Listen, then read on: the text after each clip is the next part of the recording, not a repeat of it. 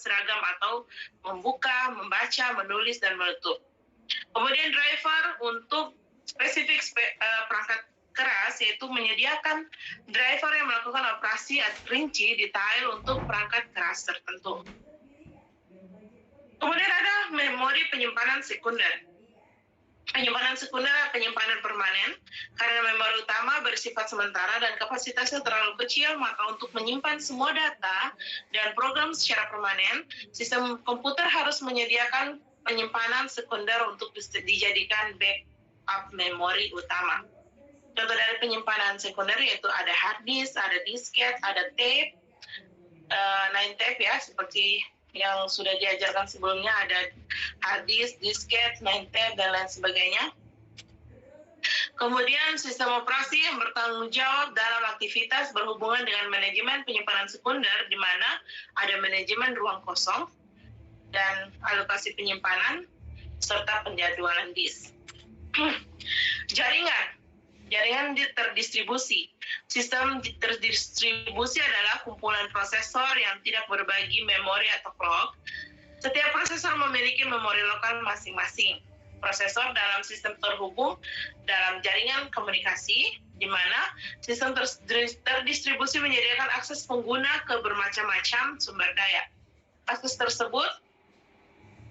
tersebut menyebabkan peningkatan kecepatan komputasi, peningkatan penyediaan data, dan peningkatan keandalan. Makanya, di mana kita biasanya mengupdate sistem operasi. Kenapa sih kita harus update sistem operasi? Pertama, lalu kita menggunakan MS-DOS. Lalu kita masuk di sistem Windows yang sudah Windows. Dulu ada yang namanya Windows XP, lalu Windows Vista, lalu Windows 10, Windows 7, 8, 10, dan sekarang sudah ada Windows 11. Untuk apa di-upgrade? Bukan sama aja, Bu. Beda dong, beda sistem operasi, beda performance yang diberikan.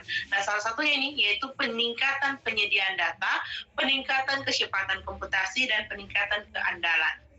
Ya. Sistem proteksi, di mana proteksi berkenaan dengan mekanisme untuk mengontrol akses yang dilakukan oleh program. Ada program, ada prosesor, penggunaan sistem maupun penggunaan sumber daya. Mekanisme proteksi harusnya bisa membedakan antara pengguna yang sah dan pengguna yang tidak sah. Kemudian spesifikasi kontrol untuk diterima dan menyediakan alat untuk pemberlakuan sistem.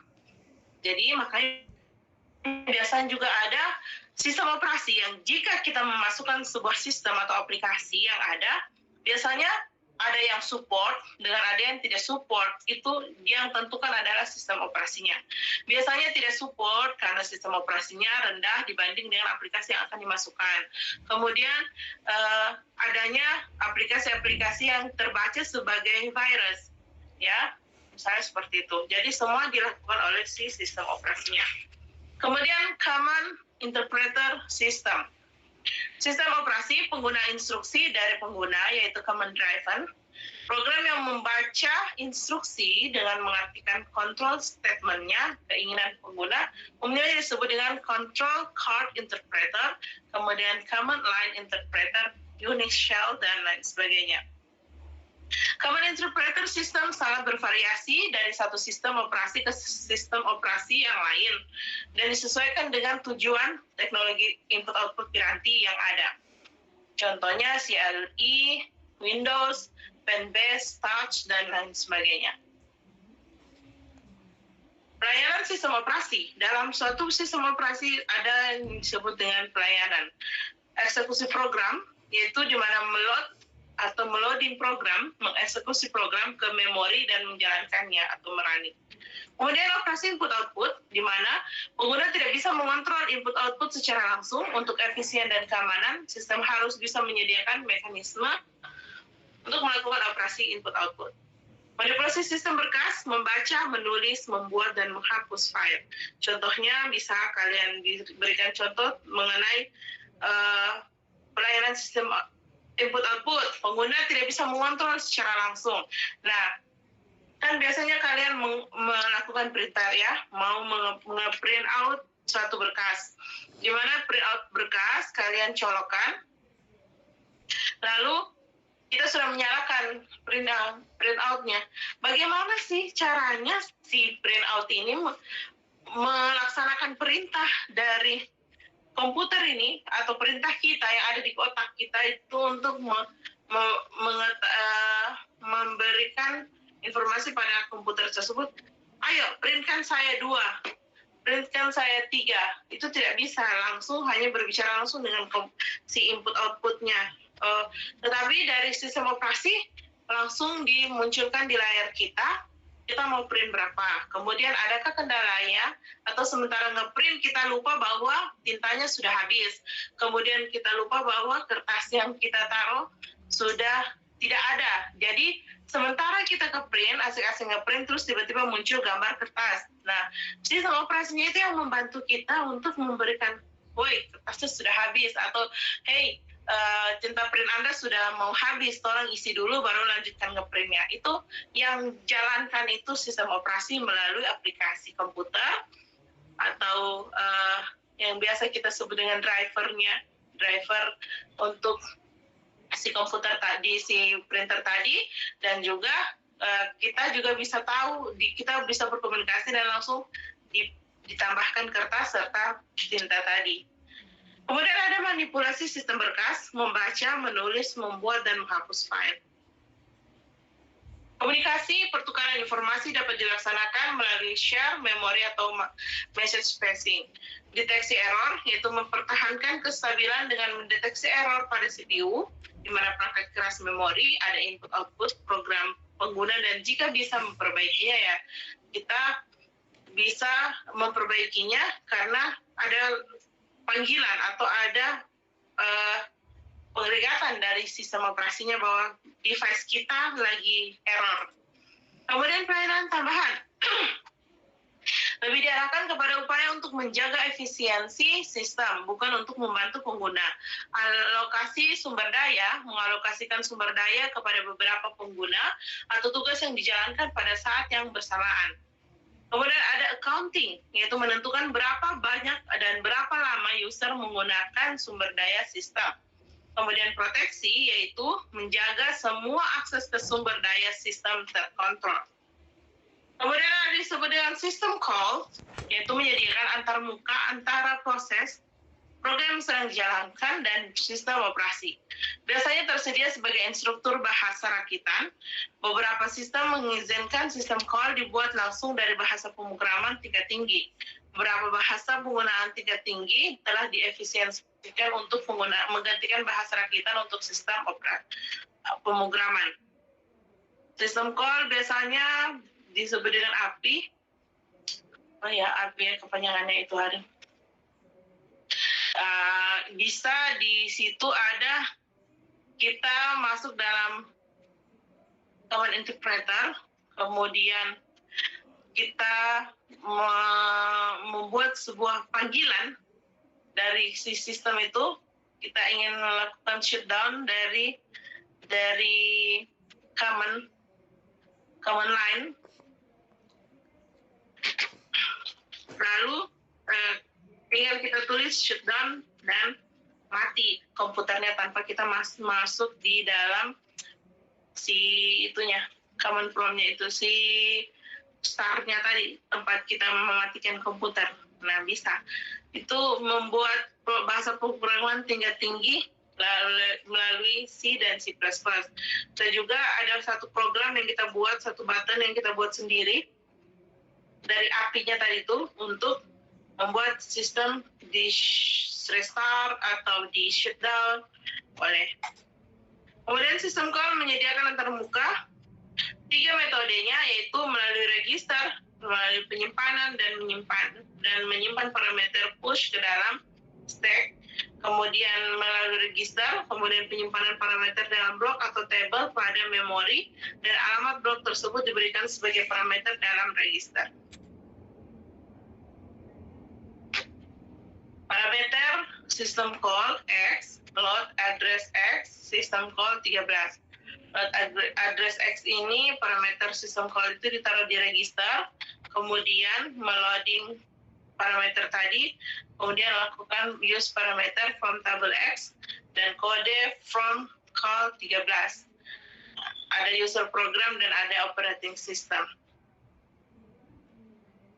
System call pada dasarnya itu melakukan kontrol proses di mana ada selesai, ada load, ada membuat dan mengakhiri proses, ada mengambil dan mengeset atribut proses, menunggu waktu, wait event, signal event, dan alokasi dalam pengosongan memori. Kemudian ada manipulasi file di mana membuat dan menghapus berkas, membuka dan menutup berkas, read, write, reposition, mengambil dan mengeset atribut berkas, kemudian memanipulasi drive devices. Kemudian meminta device melepaskan drive device, ada read, ada write, ada repository atau reposition, mengambil dan mengeset atribut. Ada information maintenance, di mana mengambil dan mengeset waktu dan tanggal, mengambil dan mengeset sistem data, mengambil proses, berkas dan atribut device, dan mengeset proses, berkas atau atribut devices. Kemudian komunikasi, menciptakan, menghapus hubungan komunikasi, mengirim dan menerima pesan, mentransfer status informasi, attach dan detach, dan remote device. Kemudian komunikasi dapat dilakukan melalui message passing atau shared memory. Proses A, proses B, proses ada kernel, itu ada M itu memori, lalu proses A dilakukan share memory, lalu masuk di proses B oleh kernel. Kemudian pemrograman sistem, di mana pemrograman sistem menyediakan lingkungan yang memungkinkan pengembangan program dan eksekusi berjalan dengan baik. Di mana dikategorikan manajemen atau manipulasi berkas, yaitu di mana membuat, namanya memanipulasi, ada yang membuat, mengcopy, menghapus, rename berkas tersebut, print, kemudian manipulasi berkas dan directory. Informasi status ada tanggal, jamnya, jumlah, memori, dan list yang tersedia. Seperti biasa kalian membuka sebuah gambar, terus klik kanan, properties, di situ tersedia semua. Kapan tanggal diaksesnya, kapan foto itu dibuat, kapan jumlah memorinya berapa, kapasitas memorinya berapa KB, kemudian jumlah penggunanya berapa, informasi tentang status lainnya. Kemudian modifikasi berkas, ada modifikasi isi berkas. Lalu pada pemrograman sistem ini, itu mendukung bahasa pemrograman, compilator, perakit, dan interpreter. Kemudian loading dan eksekusi program, di mana absolute loaders, relocate, loader, dan linkage editor, overlay loader. Dan komunikasi menyediakan mekanisme komunikasi antara proses, pengguna, dan sistem komputer yang berbeda.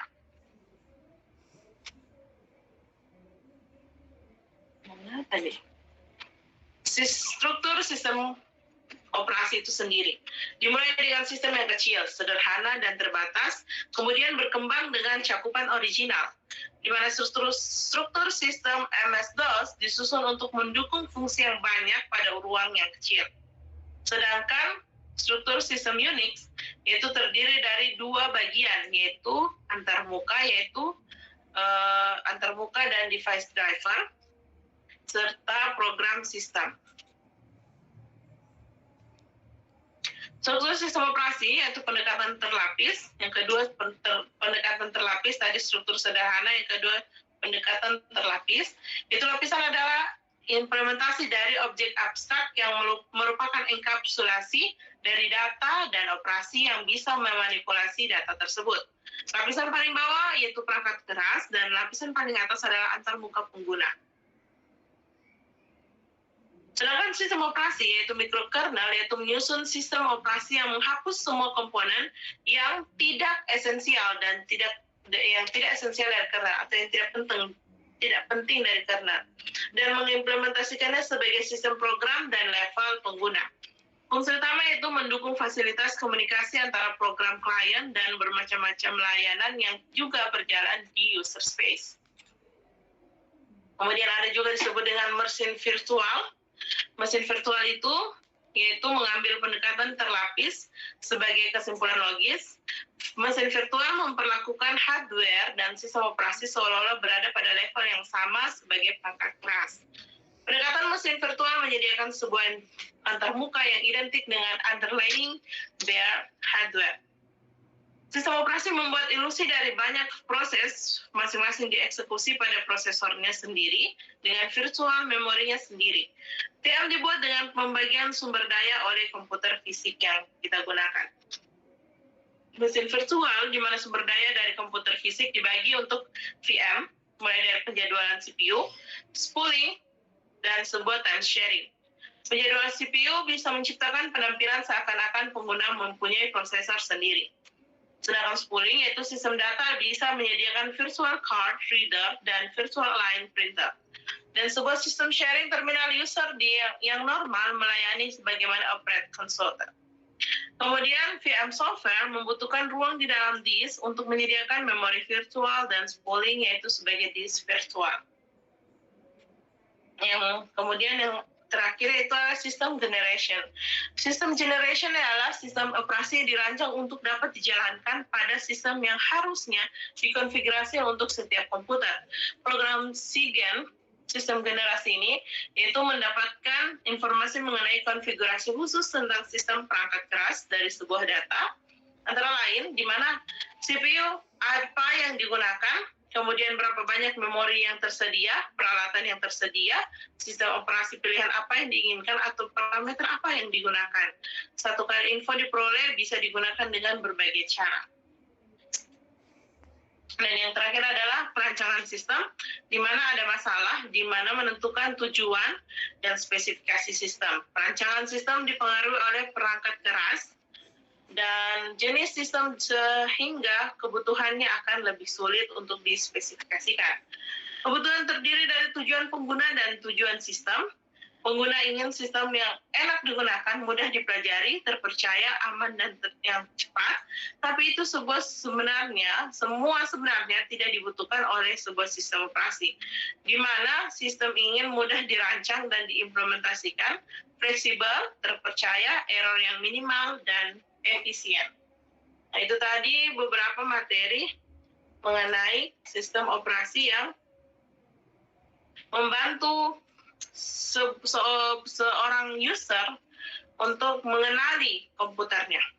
Nah, tagihan kalian pada minggu ini adalah komponen sistem operasi tadi. Mencari semua contoh dan deskripsikan semua komponen sistem operasi tadi. Ada manajemen memorinya, ada manajemen file, ada berkas, kemudian manajemen proses, sistem call, sistem generasi, dan lain sebagainya. Dan jangan lupa kalian bagusnya bikinnya gambar bagan, di mana seolah-olah seperti alurnya sistem operasi itu melakukan tugasnya itu. Misalnya alurnya membaca aplikasi, kemudian manajemen filenya atau memanipulasi datanya, seperti dibuatkan ada jalurnya gitu, ada digambarkan, ada gambar filenya, ada gambar komputernya, ada gambar sistem operasinya, seperti itu. Bisa juga coba dengan sistem operasi yang virtual machine, ya. Kemudian nanti minggu depan kalian akan minggu kemarin kalau tidak salah di kelas G kalian sudah buat kelompok. Di kelas E siapa tahu sudah ada kelompoknya juga, silakan. Karena saya ingin kalian menjabarkan, mendeskripsikan tentang masing-masing sistem operasi, tapi dipilih Macintosh, Linux, Windows. Windows pun bisa berbagai macam, Windows Vista, Windows XP, Windows 10, Windows 11, atau Windows keberapa nanti jadinya. Ya, itu bisa kalian lakukan selama 1 minggu. Minggu depan dua itu, satu individu yang tadi, manajemen, atau mau dikasih semua jadi jadi kelompok itu, yang tadi manajemen file, manajemen operasi. Dikasih kelompok aja ya. Oke, yang pertama itu tentang komponen tentang komponen sistem operasi. Yang kedua adalah menjabarkan atau mendeskripsikan bagaimana proses sistem operasi di antara Linux, Windows, Macintosh, Symbian, BlackBerry, dan lain sebagainya. Pilih salah satunya. Jangan ada yang sama, silakan cari tahu bagaimana cara pembagiannya, ya. Saya serahkan pembagian pada kalian, terutama dikoordinir oleh si ketua tingkatnya. Jangan lupa isi absennya hari ini, lalu jangan lupa nama-nama yang sudah tadi berpartisipasi untuk hari ini. Oke, untuk hari ini saya ucapkan cukup sekian. Saya ucapkan terima kasih. Semoga kalian dalam keadaan sehat walafiat. Wabillahi taufiq wa hidayah. Wassalamualaikum warahmatullahi wabarakatuh. Waalaikumsalam warahmatullahi wabarakatuh. Terima kasih. Terima kasih Bu.